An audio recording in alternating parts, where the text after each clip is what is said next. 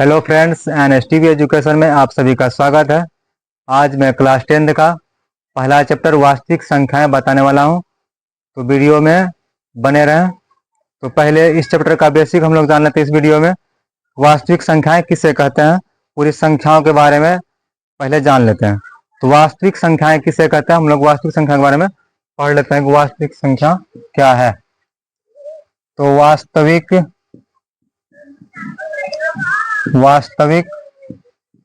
संख्या real number.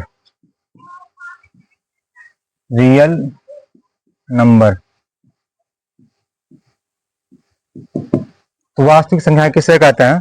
परिमेय और अपरिमेय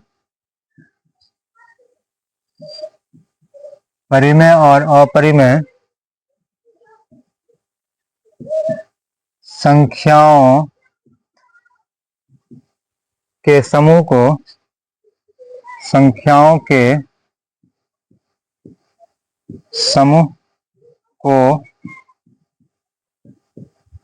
वास्तविक संख्याएं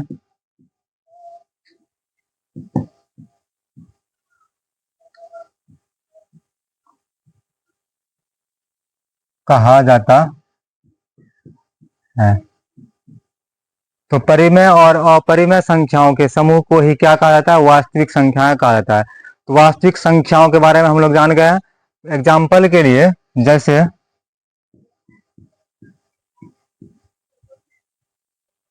0 हो गया, 1 हो गया, 1/3 पाई हो गया, उसके बाद √5 हो गया, √7 हो गया, उसके बाद 1.033, इसके बाद 1.3333 डॉट डॉट डॉट अनंत तक चलता रहेगा। उसके बाद 22/7 वाला संख्या, ऋणात्मक वाला, -1, -5।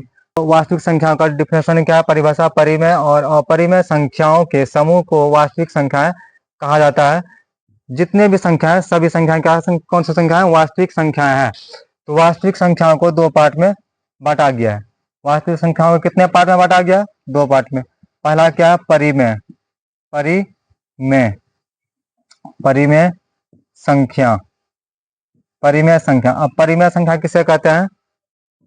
परिमेय संख्या यानी कि रेशनल नंबर।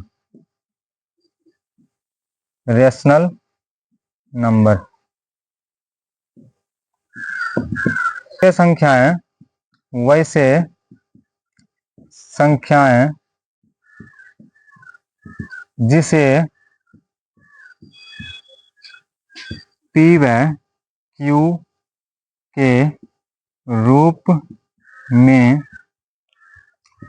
के रूप में लिखा जा सके और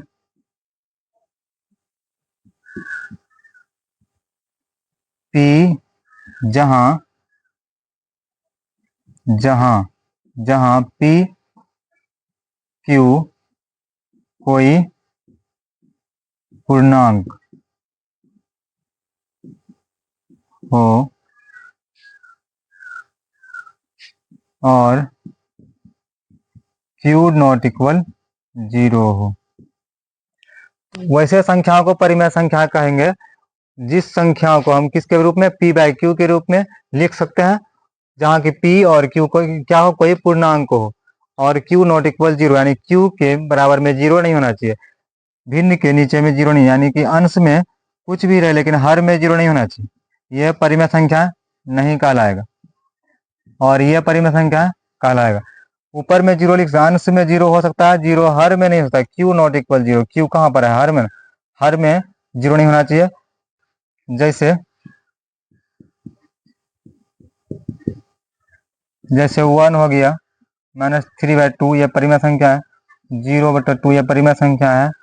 22/7 यह परिमेय संख्या है।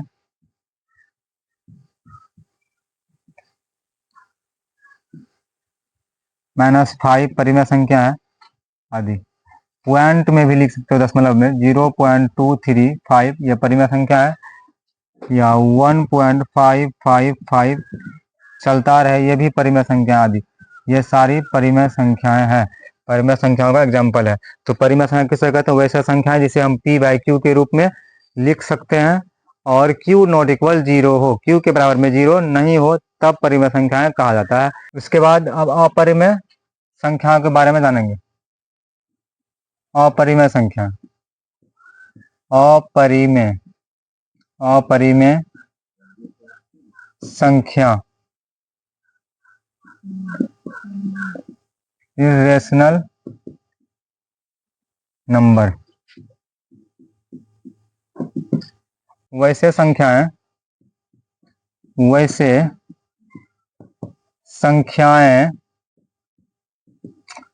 जिसे p बाई क्यू के रूप में नहीं लिखा जा सके,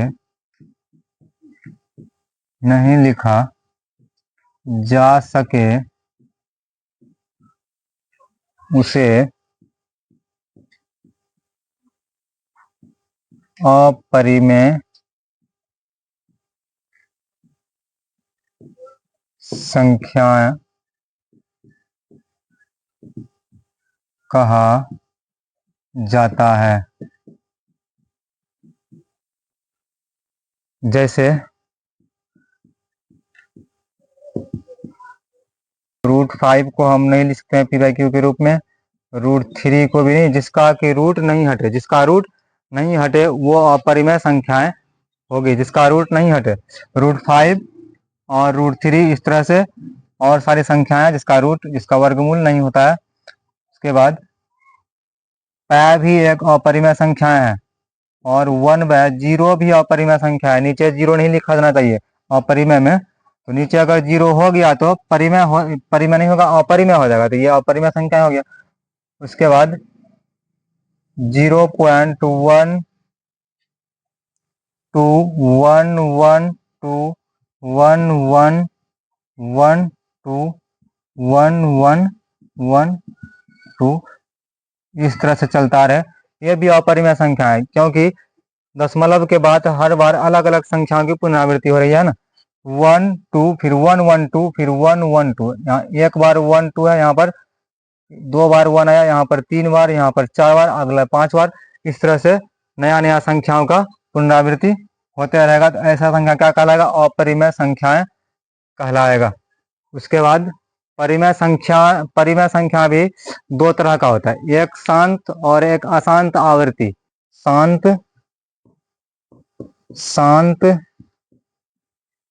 दशमलव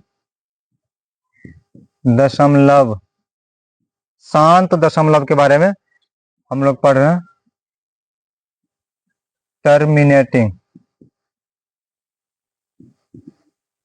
टर्मिनेटिंग डेसिमल, ये भी परिमेय संख्या है। वैसे परिमेय संख्याएं जिसका दशमलव प्रसार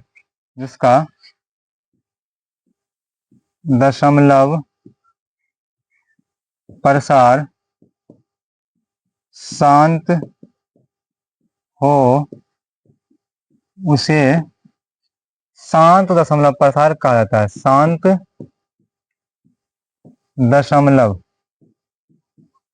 दशमलव प्रसार कहा जाता है। तो वैसे परिमेय संख्या है जिसका दशमलव प्रसार शांत हो, उसे शांत दशमलव प्रसार कहा जाता है। तो शांत दशमलव प्रसार वाला संख्या भी एक परिमेय संख्या होती है। तो शांत दशमलव प्रसार जैसे कि मान के चलो 2/3 ले लिए, ये अशांत हो जाएगा। जैसे 5/2 ले लिए, ये परिमेय संख्या है, इसका दशमलव प्रसार क्या होगा? 2 दूना 4, बचा 1 पॉइंट लगाए, 0 हो गया, 2 5 10, 2.5 क्या कौन सा संख्या हो जाएगा? 2.5। ये शांत दशमलव प्रसार यानी दशमलव के बाद पॉइंट के बाद संख्याएं रुक जाता है। इस तरह से जैसे 1.352 5 पे अगर कट जाए तो ये शांत हो जाएगा, ये भी शांत दशमलव प्रसार है। जैसे 3 अगर हम 5 कटा रहे हैं तो 3 3 इकाई 3 बचा कितना? 2 पॉइंट दिए, 20 बन गया, 3 छाक 18 चलते रहेगा, 3 छाक 18, 3 छाक 18। यह शांत दशमलव प्रसार नहीं हुआ, ये हो गया अशांत दशमलव प्रसार। तो अब हम लोग अशांत दशमलव प्रसार के बारे में पहले दे दिए आदि TC। इस तरह से ढेर सारी संख्याएं जिसका दशमलव प्रसार शांत हो उसे अशांत उसे शांत दशमलव प्रसार कहा जाता है। यानी दशमलव के बाद शांत हो जाना ही शांत दशमलव प्रसार कहलाता है। अब पढ़ेंगे अशांत दशमलव प्रसार।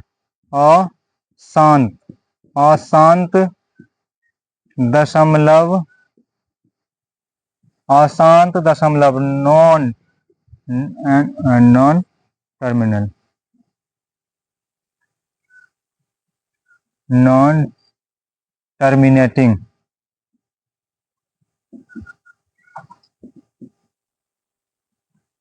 डेसिमल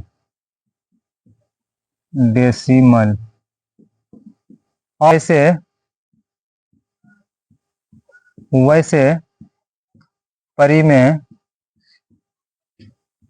संख्याएं जिसका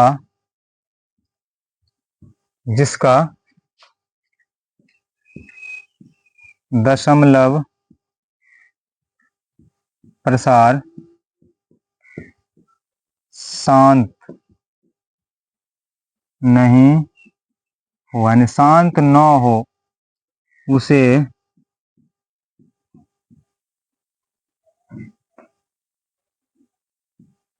अशांत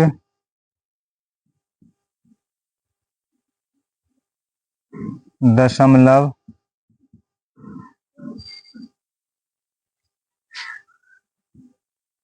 कहा जाता है। तो वैसे परिमेय संख्या है जिसका दशमलव प्रसार शांत नहीं हो उसे कौन सा संख्या कहा जाता है? उसे अशांत दशमलव संख्याएं कहा जाता है। ये अशांत है एकदम, लेकिन ये परिमेय है कि अपरिमेय? क्योंकि ये अशांत जो है 2 तरह का होता है, एक अशांत आवर्ती होता है और दूसरा अशांत अनावर्ती। तो अशांत दशमलव प्रसार वैसे परिमेय संख्या जिसका दशमलव प्रसार शांत नहीं हो उसे क्या कहते हैं? अशांत दशमलव प्रसार। जैसे 0.333 चलता रहेगा, ये अशांत हो गया। उसके बाद 0.01 001 0001 00001 ये भी अशांत है, ये भी एक अशांत दशमलव प्रसार है, लेकिन ये अशांत आवर्ती है और ये अशांत अनावर्ती है। ये परिमेय में जाएगा और ये अपरिमेय में जाएगा। तो इसमें अशांत में परिमेय और अपरिमेय दोनों हो सकता है। अशांत दशमलव प्रसार ये भी है, लेकिन यहाँ पर जो देख रहे हैं यहाँ पर एक ही संख्या का रिपीट हो रहा है, एक ही संख्या बार बार आ रहा है, यानी सिर्फ 3 का ही पुनरावृत्ति हो रहा है। यहाँ पर 01 001 0001, यहाँ 2 बार, एक बार 0, यहाँ 2 बार, यहाँ 3 बार, यहाँ 4 बार 0 1 आ रहा है। इसका मतलब यहाँ नया नया संख्याओं का आना हो रहा है, इसलिए ये अपरिमेय संख्या कहलाएगा। ये अशांत आवृत्ति, ये क्या कहलाएगा? अशांत आवर्ती। और ये संख्या है अशांत अनावर्ती। तो जो संख्या है दशमलव के बाद एक ही संख्या बार बार आए तो उसको अशांत आवर्ती कहेंगे, और जो संख्याओं का दशमलव प्रसार जो है दशमलव के बाद अलग अलग संख्याओं का रिपीट, अलग अलग संख्या आता रहे, उसको बोलेंगे अशांत अनावर्ती। तो अब हम लोग आते हैं अशांत आवर्ती और अनावर्ती जान लेते हैं। अब पढ़ेंगे अशांत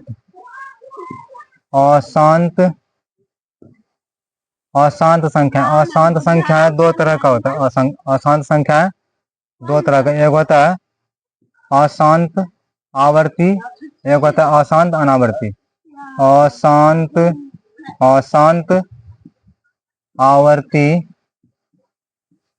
दूसरा होता है अशांत अनावर्ती। अशांत अनावर्ती, एक अशांत आवर्ती।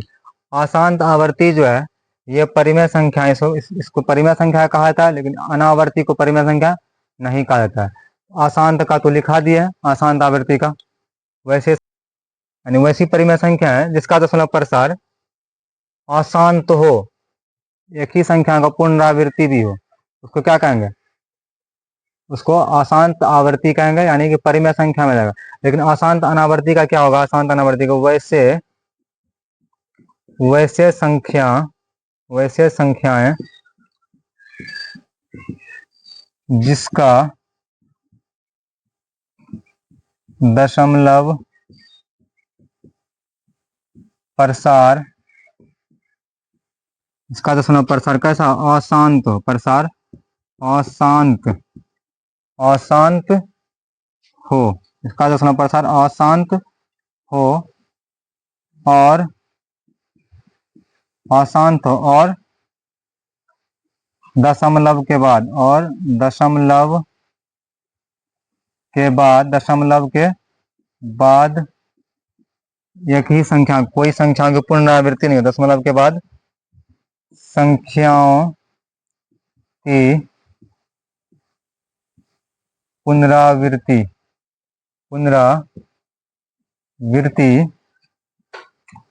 नहीं होती है, उसे अशांत अनावर्ती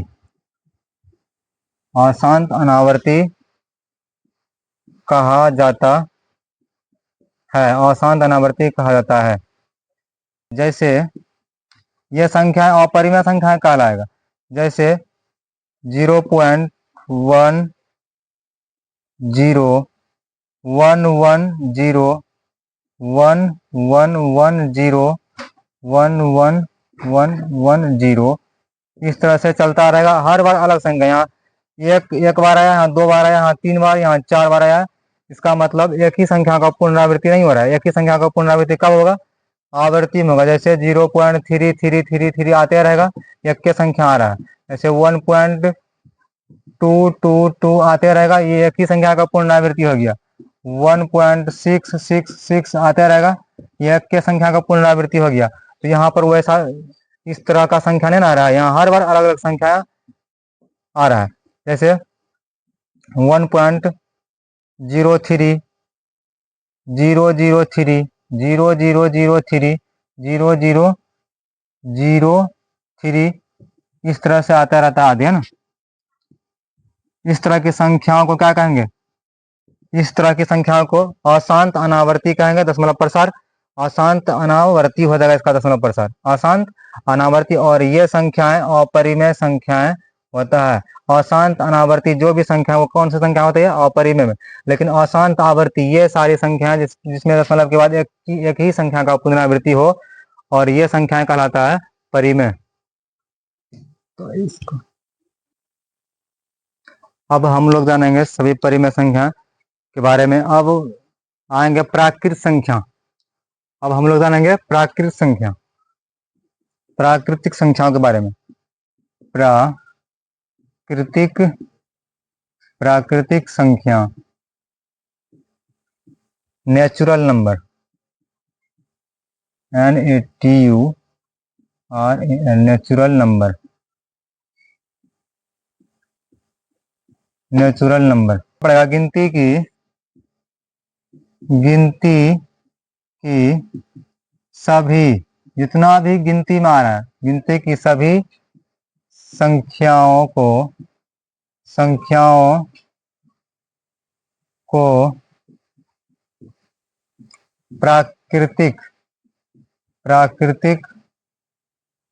प्राकृतिक संख्या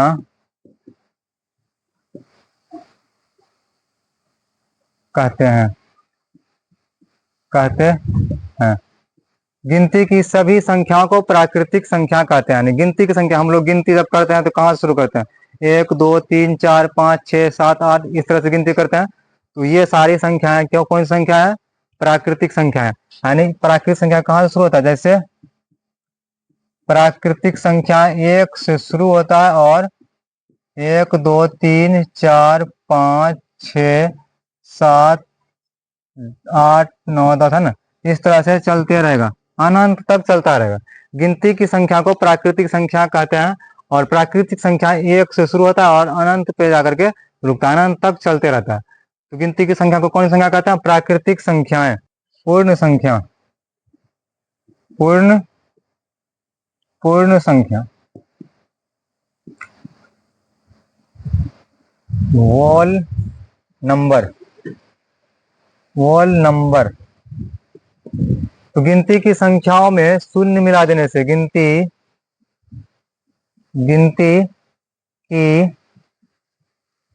की संख्याओं में, गिनती की सभी संख्याओं में, गिनती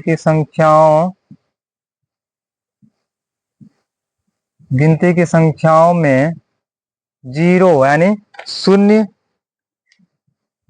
लगाने पर जो संख्या बनती है, बनी संख्या, गिनती की संख्याओं में जीरो लगाने पर बनी संख्या पूर्ण संख्या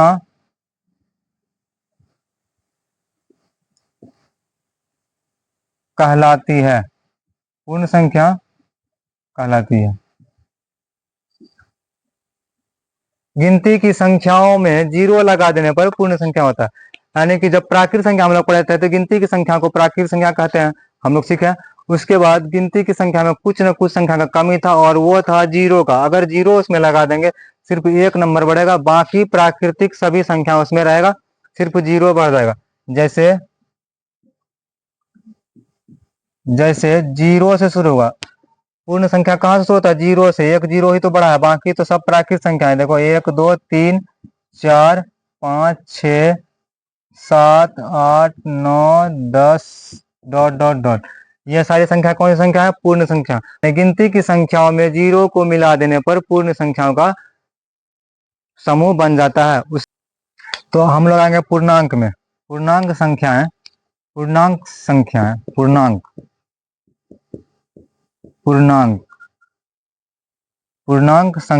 इंटेजर।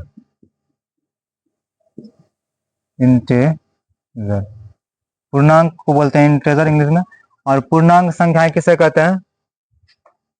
पूर्ण संख्या, जितना पूर्ण संख्या, पूर्ण संख्या और सभी, पूर्ण संख्या और सभी ऋणात्मक, पूर्ण संख्या और सभी ऋणात्मक संख्याओं के समूह को पूर्णांक कहते हैं। समूह को पूर्णांक कहते हैं। जैसे पूर्ण संख्या और सभी ऋणात्मक संख्या, जितना भी ऋणात्मक संख्या वो सब संख्या और पूर्ण संख्या में जो भी है सब मिला देंगे तो कौन संख्या कहलाएगा? पूर्णांक कहलाएगा। जैसे 0 1 2 3 4 ये सब पूर्ण संख्या हो गया। अब 0 से इधर जो सारी संख्या ऋणात्मक में होगी, वो -1 -2 हो गया, उसके बाद -3 हो गया, उसके बाद -4 डॉट डॉट। यानी 0 के दायां साइड जो है पूरी संख्या धनात्मक होगी अनंत तक, और 0 से बायां साइड सभी संख्या ऋणात्मक। ऋणात्मक संख्या और धनात्मक संख्याओं के समूह को क्या कहेंगे हम लोग? पूर्णांक।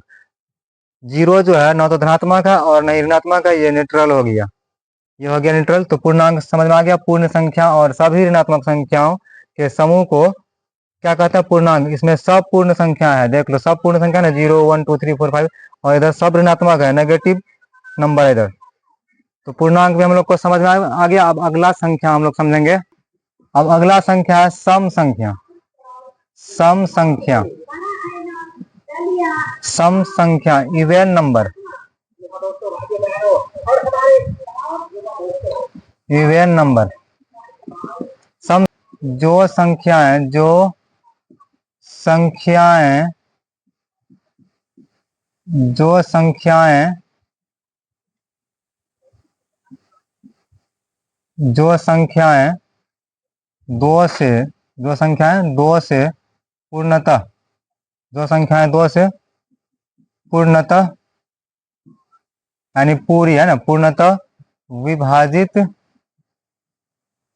विभाजित, जो संख्याएं दो से पूर्णतः विभाजित होता है, होती है ना, विभाजित होती है, उसे,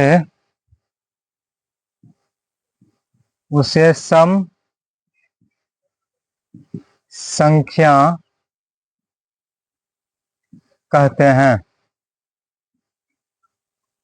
तो जो जैसे अब दो से कटने वाली संख्या कितना संख्या है दो से, जैसे दो से कटेगा, ये सम हो गया। दो चार को भी काटा, चार भी दो से कटेगा, ये हो गया। उसके बाद छह, दो का अंतर लेकर के चलेंगे तो सम संख्या हो जाएगा। दो दो चार, दो छः, दो आठ, दो 10, 12, 14 हो गया, अगला 16 हो गया, अब आगे 18, इस तरह से चलता रहेगा। जो संख्या की दो से पूरा पूरा कटेगा उसे हम लोग सम संख्या कहते हैं। अब सम संख्या हम लोग को समझ में आ गया।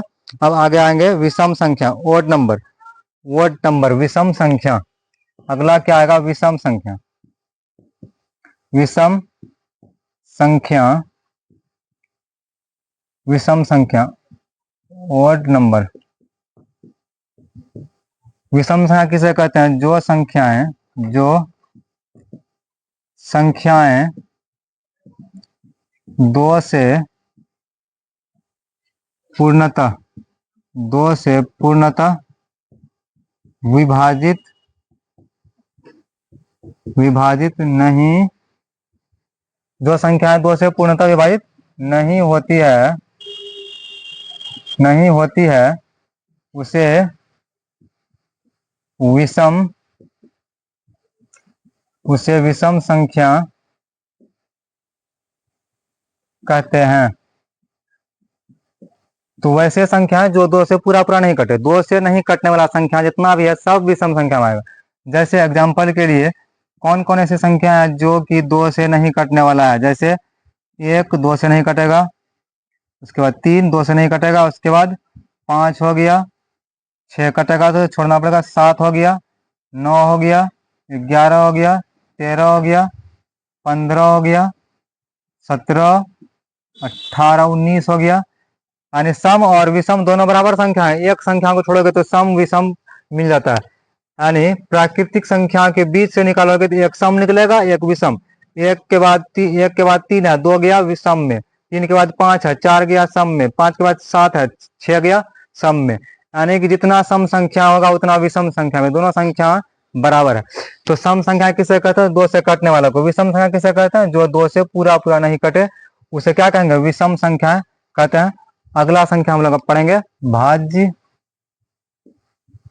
भाज्य संख्या। इंग्लिश में इसको कहा जाता है कंपोजिट नंबर।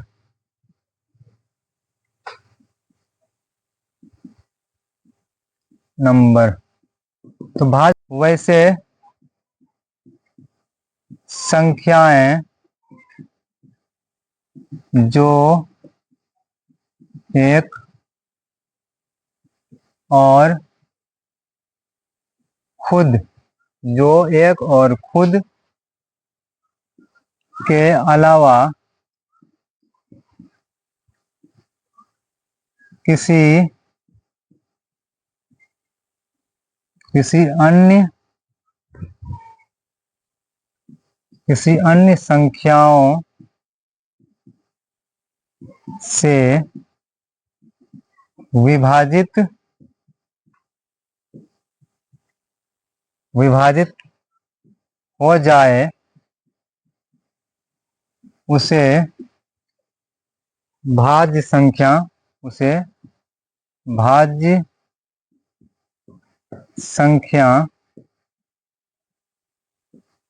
कहते हैं।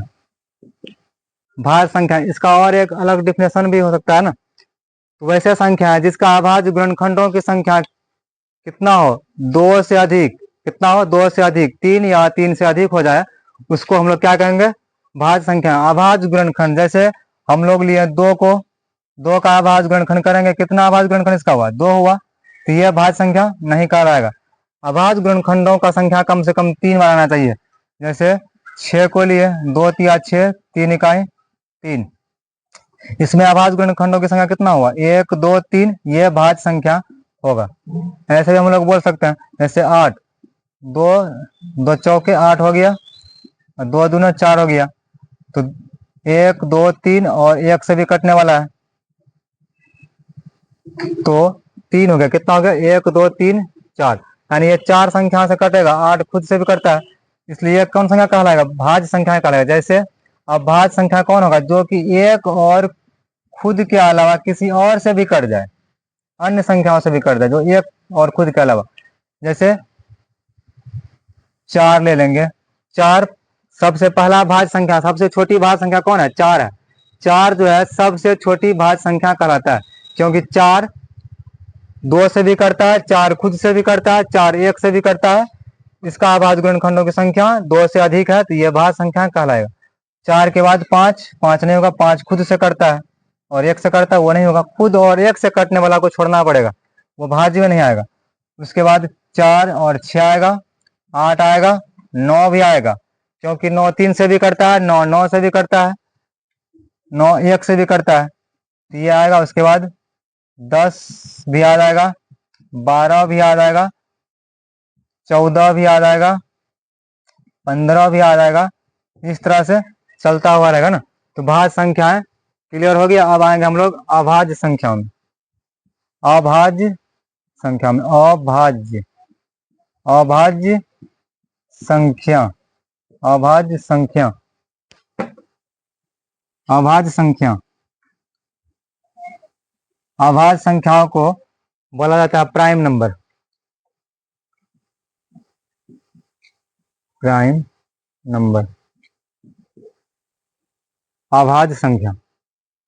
तो भाज्य संख्याओं को जस्ट उल्टा अभाज्य संख्या होता है। अभाज्य संख्या, भाज्य संख्या हम लोग क्या पढ़े, वैसे संख्याएं जो एक और खुद के अलावा किसी अन्य संख्याओं से भी कट जाए, लेकिन इसमें हम लोग पढ़ेंगे जो खुद और एक के अलावा, एक और खुद के अलावा किसी और संख्याओं से जो विभाजित नहीं हो, उसको ही कहेंगे हम लोग अभाज्य संख्या।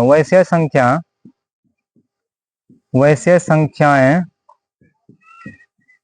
जो एक और खुद के अलावा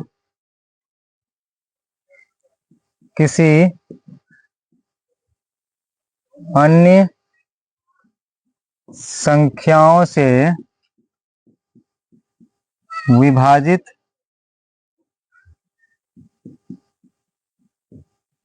नहीं हो,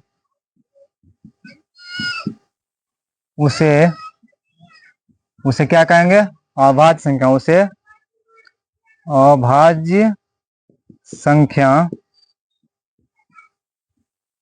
कहते हैं।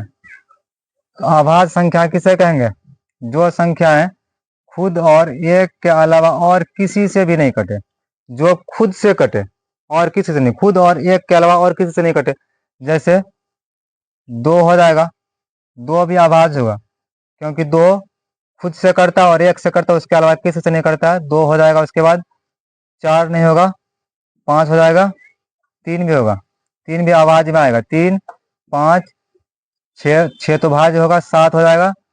उसके बाद 11 हो जाएगा, 13 हो जाएगा, 17 हो जाएगा, 19 हो जाएगा, 23 हो जाएगा, 21। ये संख्या है किसी से नहीं करता है, ये खुद का संख्या है, खुद का पहाड़ा में आता है। 2 3 5 ये सब खुद और एक के अलावा और किसी से कटने वाला नहीं है, इसलिए इसको हम लोग क्या कहेंगे, भाज्य संख्या। और इसका अभाज्य गुणनखंडों की संख्या जो है केवल 2 ही रह जाता है, केवल 2 ही रह जाता है। जैसे 2 का अभाज्य गुणनखंड हम लोग करेंगे, अगर दो इकाई दो, इसका अभाज्य गुणनखंडों की संख्या कितना, एक और दो, दो उठो आया है, ये अभाज्य ही होगा। पांच का करोगे तो पांच इकाई पांच, दो उठो आएगा। लेकिन इसमें एक जो है, एक न तो भाज्य होगा और नहीं अभाज्य होगा, एक भाज्य भी नहीं होगा और अभाज्य भी नहीं। क्यों? क्योंकि एक जो है, एक का अगर हम लोग अभाज्य गुणनखंड करते हैं तो एक ही आता है, अलग अलग संख्या आना चाहिए, तो एक एक के से करता है, एक एक ही से करता है, इसलिए संख्या है भाज्य भी नहीं होगा और अभाज्य भी नहीं होगा। सबसे छोटी भाज्य संख्या 4 और सबसे छोटी अभाज्य संख्या कौन होता है, 2, इसको याद रखना। अब हम लोग लास्ट संख्या पढ़ने वाले हैं, सअभाज्य संख्या। सअभाज्य संख्या पढ़ने वाले हैं, को प्राइम नंबर। तो सअभाज्य संख्या किसे कहा जाता है,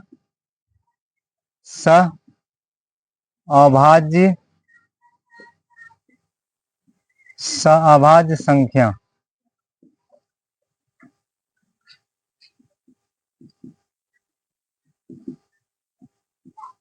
को प्राइम नंबर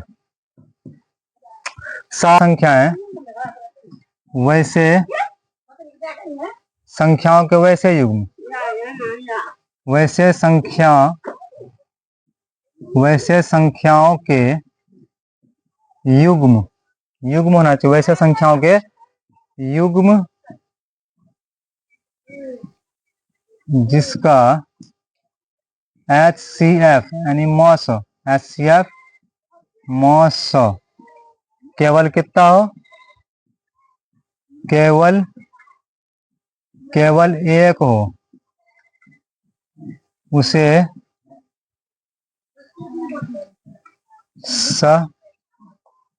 सअभाज्य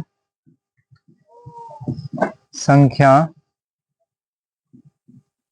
कहते हैं। जैसे युग्म का मतलब होता है जोड़ा, वैसे संख्याओं का युग्म जिसका HCF यानी मॉस केवल कितना हो, एक हो, उसे सअभाज्य संख्या कहते हैं। युग्म का मतलब जोड़ाना, जैसे एक और 3 ले लिया, इसका HCF केवल एक होगा। उसके बाद 5 और 6 ले लिए, इसका भी HCF केवल एक होगा। 10 और 10 ले लिए, उसके बाद 11 ले लिए, इसका भी HCF कितना होगा, एक होगा। 2 और 3 ले लिए, इसका भी HCF एक होगा। 7 और 6 ले लिए, इसका भी HCF केवल एक होगा। इस तरह से चलता रहेगा।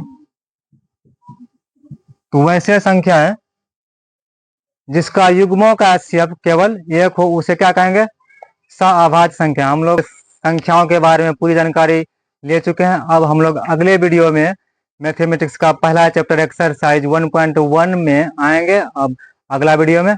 और मुझे उम्मीद है कि आप लोग संख्याओं के बारे में पूरी तरह से जान गए होंगे।